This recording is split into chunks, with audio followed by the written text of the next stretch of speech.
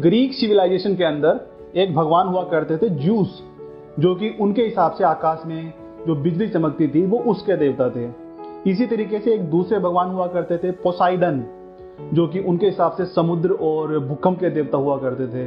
तो इमेजिन करो आज के टाइम में आप रूम में बैठे हैं और आपके किचन के अंदर थाली के गिरने की आवाज आती है, तो आपके दिमाग में सबसे पहला रिएक्शन क्या आएगा? ये थाली कैसे गिरी, किसने गिराई, क्या हवा से ये गिरी है, क्या किसी चूहे ने गिरा दी है, या फिर किसी और तरीके से कहीं स्लिप होकर गिर गई है, मैंने रखते टाइम सही से नहीं रखा था। हेलो एवरीवन, जातियों की उत्पत्ति कैसे हुई, इस वीडियो के पार्ट 1 में हमने देखा था कि जब से इंसानों ने खेती करना स्टार्ट किया तो खेती की वजह से उनकी जिंदगी में क्या क्या परिवर्तन आए, उनके बारे में हमने लास्ट वीडियो में डिस्कस किया था। अगर वो वीडियो आपने नहीं देखा है तो आप आई बटन पे क्लिक करके देख सकते हैं। लास्ट वीडियो में हमने देखा था कि एग्रीकल्चर की वजह से भारतीय समाज काम के बेसिस पे 4 वर्णों में बंट गया था, ब्राह्मण, क्षत्रिय, वैश्य और शूद्र। इस वीडियो में हम देखेंगे कि काम के बेसिस पे जो समाज में डिवीजन हो रखा था वो आगे चल के कैसे जन्म के बेसिस पे शिफ्ट हो गया और कैसे जातियों की उत्पत्ति हुई उसके बारे में। बट इस टॉपिक को गहराई में समझने के लिए हमें एक छोटे से कॉन्सेप्ट को और समझना पड़ेगा। जब आप इस कॉन्सेप्ट को समझ जाएंगे उसके बाद में जातियां कैसे बनी, आज जो हमारा समाज बना हुआ है वो कैसे बना हुआ है, इसको आप बहुत बेहतर तरीके से समझ पाएंगे। लास्ट वीडियो में हमने देखा था कि जब इंसानों ने खेती करना चालू किया तो उसकी वजह से उनके पास खाने के लिए सफिशिएंट मात्रा में फूड अवेलेबल होने लग गया और इसकी वजह से इंसानों के पास कुछ खाली टाइम बचने लग गया और उस खाली टाइम में लोगों ने अपने आसपास की जो घटनाएं हो रही थी, जो नेचर की घटनाएं हो रही थी, उनको समझना स्टार्ट किया। देखो, इंसानी दिमाग के बहुत सारे गुणों में से 2 गुण हैं वो बहुत इंपॉर्टेंट हैं। पहला, उसकी जानने की इच्छा, जिज्ञासा, और दूसरा उसकी कल्पना करने की शक्ति, मतलब इमेजिनेशन करने की पावर। ये 2 इंसानों के ऐसे गुण हैं जो आज भी हमारे पास हैं और बहुत टाइम पहले भी हमारे पास थे।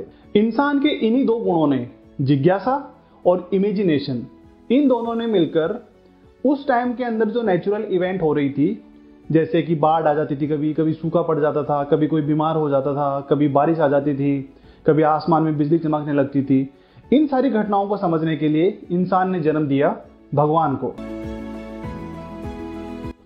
अब यहां पर भगवान को जन्म दिया से मेरा मतलब लिटरल मीनिंग नहीं है कि किसी ने भगवान को पैदा किया या भगवान को किसी ने जन्म दिया अपनी कोख से, नहीं।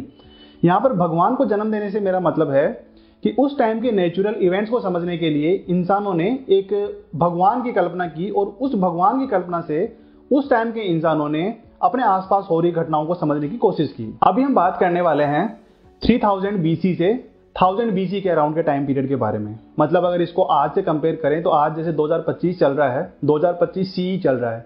ये BCE और CE वाले कॉन्सेप्ट को डिटेल में मैंने लास्ट वीडियो में समझाया था। यहाँ पर मैं सिर्फ एक रेफरेंस के तौर पे बता देता हूँ कि जो 1 के बाद का जो टाइम पीरियड है उसको हम CE से डिनोट करते हैं और 1 के पहले का जो टाइम पीरियड है उसको हम BCE से डिनोट करते हैं। जैसे अभी अगर 2025 चल रहा है तो ये 1 के बाद वाला 2025 है, तो मैं इसको 2025 CE बोलूंगा। अगर मेरे को 1 के पहले वाले 2025 में जाना पड़ेगा तो मैं उसको डिनोट करूंगा 2025 BCE से। बाकी डिटेल में मैंने BCE और CE के बारे में लास्ट वीडियो में समझाया है, आप रेफरेंस के तौर पे वो वीडियो भी देख सकते हैं। तो अभी हम बात करने वाले हैं अराउंड 3000 BC से 1000 BC वाले टाइम पीरियड की। मतलब अगर आज से अगर कंपेयर करें तो अभी जैसे 2025 चल रहा है तो 2025 में 2000 साल तो लगभग ये पीछे जाना पड़ेगा और उसके भी 1000 साल से लेकर 3000 साल तक और पीछे जाना पड़ेगा। मतलब आज से लगभग 3-4 हजार साल पहले के टाइम पीरियड की हम बात करने वाले हैं। देखो इमेजिन करो आज के टाइम में आप रूम में बैठे हैं और आपके किचन के अंदर थाली के गिरने की आवाज आती है, तो आपके दिमाग में सबसे पहला रिएक्शन क्या आएगा? ये थाली कैसे गिरी, किसने गिराई, क्या हवा से ये गिरी है, क्या किसी चूहे ने गिरा दी है, या फिर किसी और तरीके से कहीं स्लिप होकर गिर गई है, मैंने रखते टाइम सही से नहीं रखा था। आपका दिमाग उस थाली के गिरने का रीजन जानने की कोशिश करता रहेगा और जब तक उसको जवाब नहीं मिलेगा तब तक वो परेशान होता रहेगा। अगर आपके दिमाग को कोई लॉजिकल या रैशनल अगर रीजन मिल जाता है कि हो सकता है हवा से गिर गई हो, या हो सकता है मैंने जब रखा था तभी सही से नहीं रखा, तो हो सकता है फिसल के गिर गई हो, अगर आपके दिमाग को ये जवाब मिल जाता है तो आपका दिमाग इससे शांत हो जाएगा। और अगर आपके दिमाग को अगर कोई रैशनल जवाब नहीं मिलता है तो आपका दिमाग अपनी कल्पना के हिसाब से कोई भी इरेशनल जवाब ढूंढ लेगा। जैसे कि लगता है किसी ने मेरे घर के ऊपर कोई जादू टोना करा दिया है, लगता है कोई ऊपरी हवा है जिसने थाली गिरा दी, मतलब कुछ भी। कहने का मतलब है कि जब तक आपके दिमाग को जवाब नहीं मिलेगा तब तक आपके दिमाग को चैन नहीं मिलेगा, आप कुछ ना कुछ उसका जवाब ढूंढ के मानेंगे।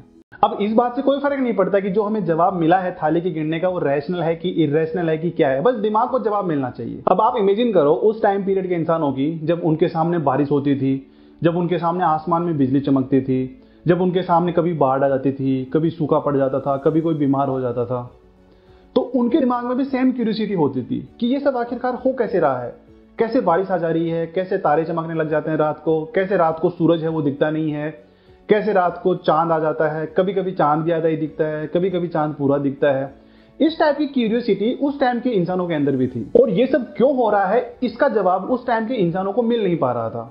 लेकिन जैसा कि मैंने बताया, दिमाग को तो जवाब चाहिए, चाहे आप लॉजिकल जवाब ला के दो, चाहे इलॉजिकल ला के दो, चाहे कैसा भी ला के दो, मतलब दिमाग को जवाब चाहिए। तो उस टाइम के लोगों का दिमाग का जितना भी डेवलपमेंट हुआ था, उनकी जितनी भी समझ थी, उसके बेसिस पे उन्होंने उस टाइम की हो रही इवेंट्स को समझने की कोशिश की। सबसे पहले जो उनको समझ में आया वो ये कि जितनी भी प्राकृतिक इवेंट हो रही थी, जो भी प्राकृतिक घटनाएं हो रही थी, उनमें से ज्यादातर ऐसी थी जो आसमान से रिलेटेड थी, आकाश से रिलेटेड थी। जैसे कि बारिश हो रही है तो ऊपर से हो रही है, आसमान में बिजली चमक रही है तो ऊपर चमक रही है, अगर कभी आंधी तूफान आ जा रहा है तो ऊपर आ रहा है, आसमान में कभी कभी काले घने बादल छा जा रहे हैं तो ऊपर छा जा रहे हैं, सूरज आ रहा है तो ऊपर आ रहा है, चांद आ रहा है तो ऊपर आ रहा है, तारे दिख रहे हैं तो ऊपर दिख रहे हैं। कहने का मतलब है कि ज्यादातर जो चीजें थी वो आसमान की तरफ दिख रही थी लोगों को। तो इसका लोगों ने कंक्लूजन निकाला, निष्कर्ष निकाला कि हो ना हो ऊपर ऐसा कोई पावरफुल इंसान है या फिर कोई पावरफुल ऐसी कोई चीज है जो ये सब काम कर रही है, और इसी पावरफुल चीज का उस टाइम के इंसानों ने अपनी सहूलियत के हिसाब से नाम दिए। जैसे जब बारिश होती थी तो उन्होंने सोचा कि बारिश करने के लिए ऊपर कोई देवता बैठा है, कोई भगवान बैठा है, तो उसका उन्होंने नाम दे दिया इंद्रदेव, कि जो इंद्रदेव हैं वो बारिश कराते हैं। इसी तरीके से जब तेज हवा चलती थी तो उनको लगता था कि ऊपर कोई दूसरा भगवान है, दूसरा देवता है जो हवा चला रहा है, तो उसका उन्होंने नाम दे दिया वायुदेव। उन्होंने समुद्र देखा, पानी देखा, तो उन्होंने उस समुद्र और पानी के देवता का नाम दे दिया वरुण देव। ये जो सूरज है ये दिन में तो आ जाता है, रात को चला जाता है, तो इसका इन्होंने नाम दे दिया कि एक सूर्य भगवान है जो सूरज को कंट्रोल करता है, कभी वो उसको ला देता है, कभी उसको छुपा देता है। ऐसी रात में जब चांद दिखने लगा तो उन्होंने चांद का नाम दे दिया कि ये चंद्रदेव है, चंद्र भगवान है जो कभी आते हैं कभी छुप जाते हैं। इस तरीके से जो भी नेचुरल इवेंट इंसानों के सामने हो रही थी उसको समझने के लिए उन्होंने हर नेचुरल इवेंट के लिए एक देवता को डिफाइन कर दिया। अब आप सोचिए, उनके लिए किसी भी इवेंट को समझना आसान हो गया। जैसे अगर बारिश आ रही है तो लोगों ने क्या निष्कर्ष निकाला, इंद्रदेव बारिश करा रहे हैं, लगता है इंद्रदेव नाराज हैं। कभी आंधी तूफान चल रहा है तो लोगों ने सोचा कि आंधी तूफान क्यों चल रहा है, तो लोगों ने निष्कर्ष निकाला कि ऊपर वायुदेव हैं, तो वायुदेव गुस्से में हैं, तो वो आंधी तूफान चला रहे हैं। अब देखो, इस बात से फर्क नहीं पड़ता कि जो जवाब उन्होंने ढूंढा वो सही है कि गलत है। आज हम उसको बैठ कर जज कर सकते हैं उसको कि उन्होंने सही निष्कर्ष निकाला कि गलत निकाला, लेकिन आप उस टाइम के इंसानों को इमेजिन करो और उनकी जगह अपने आप को रख के देखो कि आप अगर वहां पे होते तो आप कैसे इन चीजों को समझते। आप भी वैसा ही कुछ करते जैसा उस टाइम के इंसानों ने किया। इस कॉन्सेप्ट का फायदा ये हुआ कि इंसानों को उनके सवालों के जवाब मिलते गए। उनको बारिश होने का रीजन पता चल गया, उनको बाढ़ आने का रीजन पता चल गया, उनको आसमान में बिजली चमकने का रीजन पता चल गया, उनको सूखा पड़ने का रीजन पता चल गया। कल्पना ही सही, लेकिन उस टाइम के इंसानों ने अपने अपने जवाब तैयार कर लिए। और ऐसा भी नहीं है कि ये जो सारे जो भगवान और देवी देवता हैं इनकी कल्पना सिर्फ जो हमारा भारतीय समाज था उस टाइम का वहीं के लोग कर रहे थे। अगर उस टाइम के आसपास की हम अदर सिविलाइजेशन भी देखें जो विश्व के अलग अलग स्थानों के ऊपर उस टाइम थी, जैसे मैंने लास्ट वीडियो में भी डिस्कस किया था, मेसोपोटामिया की सिविलाइजेशन थी, चाइनीज सिविलाइजेशन थी, ग्रीक सिविलाइजेशन थी, इजिप्शियन सिविलाइजेशन थी, रोमन सिविलाइजेशन थी, जापानी सिविलाइजेशन थी, ऐसी बहुत अलग अलग सिविलाइजेशन थी जो अलग अलग जगह के ऊपर उस टाइम चल रही थी। तो उन सिविलाइजेशन ने भी उस टाइम के नेचुरल इवेंट को समझने के लिए कुछ ऐसा ही लॉजिक तैयार किया। जैसे यहाँ पे हमारे भारतीय समाज में हमने इंद्रदेव की कल्पना की, वायुदेव की कल्पना की, वरुण देव की कल्पना की, यमराज की कल्पना की, अग्निदेव की कल्पना की। इसी तरीके से ग्रीक सिविलाइजेशन के अंदर एक भगवान हुआ करते थे ज्यूस, जो कि उनके हिसाब से आकाश में जो बिजली चमकती थी वो उसके देवता थे। इसी तरीके से एक दूसरे भगवान हुआ करते थे पोसाइडन, जो कि उनके हिसाब से समुद्र और भूकंप के देवता हुआ करते थे। इसी तरीके से उनके एक देवता हुआ करते थे अपोलो, जो कि वो सूर्य के देवता थे। इसी तरीके से एक देवता थे अरीस, जो कि युद्ध के देवता थे। तो इस तरीके से जो ग्रीक सिविलाइजेशन थी उन्होंने अपने अपने भगवान तैयार कर लिए उस टाइम की इवेंट को समझने के लिए। सिमिलर तरीके से अगर हम देखें तो जो मेसोपोटामिया की सिविलाइजेशन थी वहां पर जो हवा और तूफान के देवता थे उनका नाम था एनलील, जो युद्ध के देवता थे उनका नाम था इस्तर। इसी तरीके से जो रोमन सिविलाइजेशन थी वहां पर आकाश और तूफान के देवता का नाम था जुपिटर, समुद्र के देवता का नाम था नेपच्यून। इसी तरीके से एक नॉर्स सिविलाइजेशन थी जिसमें ओडिन युद्ध के देवता थे, थोर तूफान के देवता थे। इन ओडिन और थोर के बारे में तो हमने हॉलीवुड की मूवीज में भी देखा है, जो थोर करके एक मूवी थी और जो एवेंजर करके मूवी थी, वहां पर भी इनका रेफरेंस है। इसी तरीके से अगर चाइनीज सिविलाइजेशन को देखें तो वहां पर बाढ़ के देवता थे, उनका नाम था गोंगोंग। जो आग के देवता थे उनका नाम था झुरोंग। जो स्वर्ग के देवता थे उनका नाम था टियान। इसी तरीके से जो जापानीज सिविलाइजेशन थी वहां पे जो सूर्य के देवता थे उनका नाम था अम्मा तेरासू। जो समुद्र और तूफान के देवता थे उनका नाम था सुसानू। जो लड़ाई के युद्ध के देवता थे उनका नाम था सुकुयोमी। ये जितने भी नाम मैंने आपको बताए हैं, आप मेरे वीडियो को पॉज करके आप इनका नाम गूगल पे सर्च करके देख सकते हैं, आपको पूरी हिस्ट्री, पूरा इतिहास पता चल जाएगा। तो इन डिफरेंट सिविलाइजेशन में मैंने जो आपको इतनी लंबी चौड़ी लिस्ट बताई है भगवानों की, उसको बताने का मेरा ऑब्जेक्टिव सिर्फ इतना है कि उस टाइम का इंसान अपनी समझ के हिसाब से, अपने लॉजिक के हिसाब से, जितना उसको समझ में आ रहा था उसके हिसाब से उसने अपने अपने भगवानों की कल्पना की। किस लिए? ताकि उस टाइम उसके सामने जो घटनाएं हो रही थी उसको वो एक्सप्लेन कर सके, उसको वो समझ सके। अब जब भगवान की कल्पना करके लोगों ने नेचुरल इवेंट्स को तो समझ लिया, लेकिन इसी के कंटिन्यूएशन में दूसरा काम हुआ, पूजा पाठ करने की शुरुआत, प्रार्थना करने की शुरुआत, यज्ञ करने की शुरुआत, बलि देने की शुरुआत। आप अपने आप को आज से 3-4 साल हजार पीछे रख के देखो, और आपने अगर ये क्रिएट किया है कि सामने कोई देवता है जो अगर गुस्सा होता है तो वो आंधी तूफान लाता है, तेज बारिश लाता है, बाढ़ लाता है, सूखा लाता है, तो आपके दिमाग में नेक्स्ट ऑटोमेटिक रेस्पॉन्स क्या आएगा कि अगर कोई देवता है और अगर वो उसको गुस्सा आने पर इतनी तबाही मचाता है तो क्या किसी तरीके से उसको खुश किया जा सकता है? क्या उसके गुस्से को शांत किया जा सकता है? यही चीज दिमाग में आएगी ना। तो सेम चीज उस टाइम के इंसानों के दिमाग में भी यही आई कि अगर कोई देवता ऊपर है और वो ये सारे काम कर रहा है तो क्यों ना उसको हम खुश करने की कोशिश करें, क्यों ना हम उसके गुस्से को शांत करने की कोशिश करें। और इसी के साथ फिर शुरुआत होती है प्रार्थना करने की, तपस्या करने की, यज्ञ करने की, पूजा पाठ करने की, बलि देने की। और इन सबके पीछे लॉजिक बस इतना है कि जो ऊपर जो भगवान बैठा है, ऊपर जो देवता बैठे हैं, जो इतने सारे काम कर रहे हैं, उनको किसी तरह हम मना सकें, उनको किसी तरह हम खुश कर सकें, उनके गुस्से को किसी तरह हम शांत कर सकें। देखो यहाँ तक 2 बातें क्लियर हैं। ऊपर कोई देवता है जो ये सारे प्रकृति के काम कर रहा है और किसी तरीके से उसको खुश किया जा सकता है। ये 2 बातें लोगों की समझ में उस टाइम आ गई थी। अब इंसान तो इंसान है, चाहे आज का हो चाहे पहले का हो, कुछ मामले में तो सेम ही है। आज के टाइम में भी अगर आप किसी के सामने प्रार्थना करेंगे, अपने से किसी ताकतवर इंसान के सामने अगर आप प्रार्थना करेंगे, पूजा पाठ करेंगे, उसकी स्तुति करेंगे, तो बदले में एक उम्मीद रहेगी ना कि सामने वाला मेरा कुछ भला करेगा। सेम चीज उस टाइम के इंसानों में थी।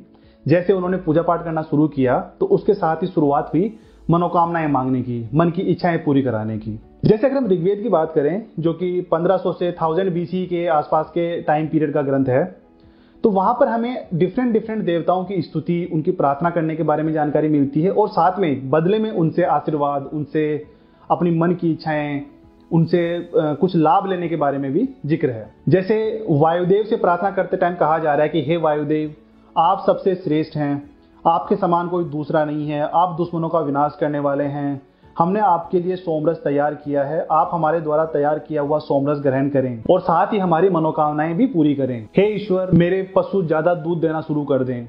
हे ईश्वर, मेरे जो दुश्मन हैं वो मेरे पास भी ना आ पाए। हे ईश्वर, मेरे खेतों में ज्यादा से ज्यादा अनाज पैदा हो। हे ईश्वर, मेरे घर में कभी दुख ना रहे। हे ईश्वर, मेरे घर में ज्यादा से ज्यादा खुशियां रहें। इस टाइप का जो विवरण है वो हमें उस टाइम की जो ग्रंथ हैं, उस टाइम की जो किताबें हैं, उनमें देखने को मिलता है। जैसे ऋग्वेद में ही इंद्र भगवान की प्रार्थना करते टाइम कहा जा रहा है कि हे इंद्र भगवान, आप बहुत बलशाली हैं और आप धन के स्वामी हैं। आप हमारे द्वारा भेंट किया हुआ सोमरस ग्रहण करें और बदले में हमारी प्रार्थना स्वीकार करो, हमारी खेती में पैदावार बढ़ाओ।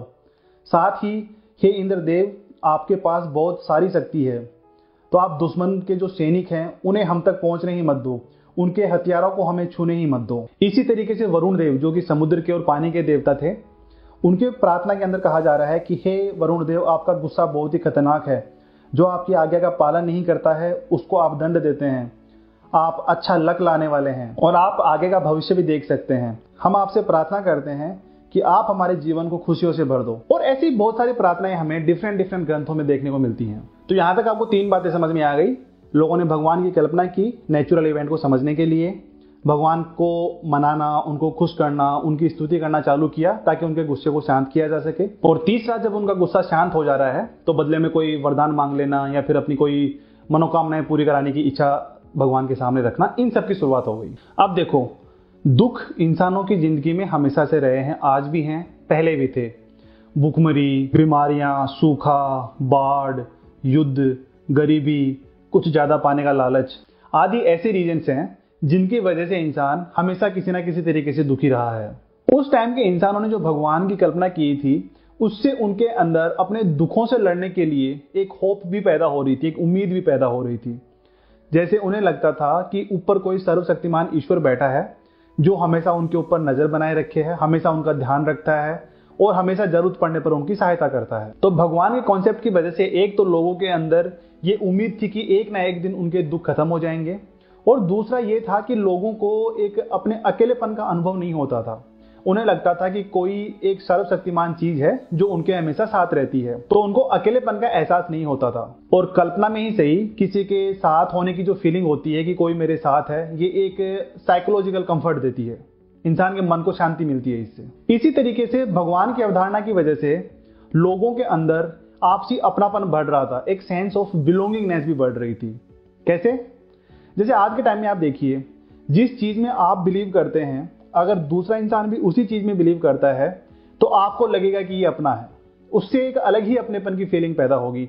जिन रीति रिवाजों को आप मानते हैं, अगर दूसरा इंसान भी उन्हीं रीति रिवाजों में, उन्हीं बातों में बिलीव करता है, तो आप दोनों के अंदर आपसी अपनापन बढ़ेगा, बजाय उस इंसान के जो किसी दूसरे रीति रिवाजों में या किसी दूसरी बातों में बिलीव करता है। तो भगवान के कॉन्सेप्ट की वजह से लोगों में आपसी अपनापन बढ़ रहा था और लोग आपस में एकजुट होकर काम करने के लिए प्रेरित हो रहे थे। तो ये कुछ एक रीजन थे जिनकी वजह से भगवान की अवधारणा पैदा हुई।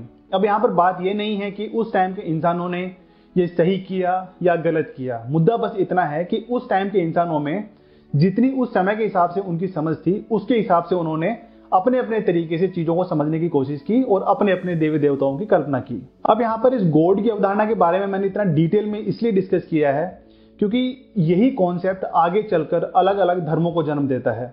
यही कॉन्सेप्ट आगे चलकर अनेक युद्धों का कारण बनता है। इसी कॉन्सेप्ट की वजह से आगे चलकर कुछ चालाक लोगों ने इंसानों के शोषण का रास्ता तैयार किया, और यही कॉन्सेप्ट आज के प्रेजेंट टाइम के विश्व में भी बहुत सारी जो समस्याएं चल रही हैं उनके मूल में है। इसीलिए गॉड के कॉन्सेप्ट को मैंने पूरा डेप्थ में जाके, पूरा डिटेल में जाके, पूरे लॉजिकल रीजनिंग के साथ में मैंने एक्सप्लेन किया है।